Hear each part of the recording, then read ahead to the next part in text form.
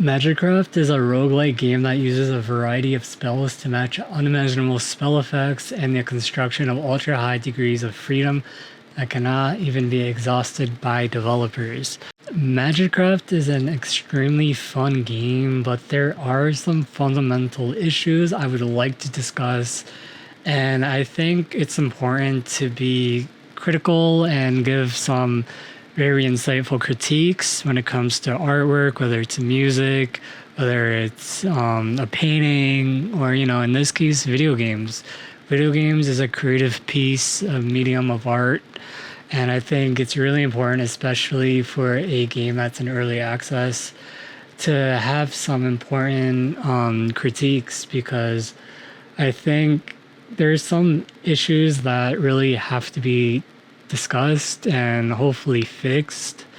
And to be honest, I'm not sure how much these problems could be fixed. So just bear with me as I discuss everything. I'll have a screenshot of my review up, so feel free to pause the video and read it if you'd like. But I really will be going over why I left a do not recommend for Magicraft, even though I have really positive thoughts and feelings about the game. If you're into roguelikes or roguelites, it's definitely a game that you will love. But if you're new to the genre, I think you're going to have a lot of issues and a lot of struggles with the game, which is fine, and that's to be expected whenever starting a game for the first time or jumping into a genre for the first time. But the first and main thing I would like to discuss is that the training area doesn't unlock until chapter 3. And for me, I didn't unlock that until about 6 hours into the game. And for a game like Magicraft, where it's all about experimenting, it's kind of weird that they put the training area so far into the game. I definitely think they should probably, at least at the latest, have you unlock the training area at chapter 2. But my preference would be right away have the training area be available at the very beginning of the game. And let people experiment right off the bat. That would be great to see. The next fundamental problem in the game is the mana, and there shouldn't be so many issues with mana, especially when you spec into mana completely, using all skills that improve mana, all of the relics that improve mana, and using skills that shouldn't really cost too much mana on top of having wands that improve mana. And I think that's just not balanced too well. This is definitely something that could be fixed with balancing, but it's really annoying, especially when you have a good build and you're just, running around in circles waiting for your mana to regenerate, even though you feel like that you've spent so much resources investing into mana. This next issue is more of a fundamental problem and a bit of a skill issue for me as well. But it took me way past 10 hours to complete my first run of the game. Progression feels extremely slow, especially after the first 4 hours of the game. And the upgrades you do get, they really don't feel like they do much, except the one upgrade where you could unlock a extra wand slot, and even then it takes a while to unlock all 3 additional wand slots.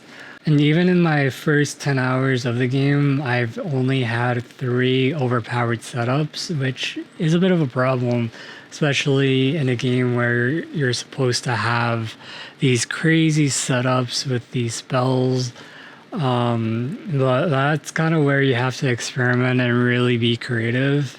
And I kind of wish that the game really gave you a bit of a few pointers to really help guide you in creating overpowered spells. They really just, throw you out there and just say, here, good luck. And that's where the more experienced players will thrive, especially if you played Noida. I've never played it myself, but reading a lot of the other reviews for Magicraft, a lot of people include their comparisons of Magicraft with Noida on top of Hades and The Binding of Isaac, which I've played both of them a lot, very extensively. So it wasn't too hard getting into Magicraft, I believe, because of that. But I think this could be a bit more beginner friendly. And I think having the proper tools in place to help players and guide players would be huge for Magicraft. But at the same time, I think the developers shouldn't focus too much on doing these patches. They do these patches almost every day, which is really nice to see, but I feel like it's taking time away from further developing the game. I think they should just focus and put all resources into developing the game, improving it, and moving it forward along, and not focus too much on the current aspects of the game. They could, I think, patch or update, buff, nerf everything in one big update further down the road. But so far, I'm very, very impressed with Magicraft. I think it's a great game, and sometime down the road, I'll change my review to I do recommend. I honestly was very conflicted with whether or not to recommend the game or not, but if you're new to the genre, I think you should hold back for a while. But if you're a expert in the roguelikes and the roguelites, you definitely should give this game a try. It's a must-have for sure. And I personally will keep playing this game for a long time. Let me know what are some of your critiques for Magicraft. And do you think the game is good as is, or do you think there should be some changes? Let me know down in the comment section below. Also, if you want me to do some build guides for Magicraft, let me know. And I will see you in the next video. Peace.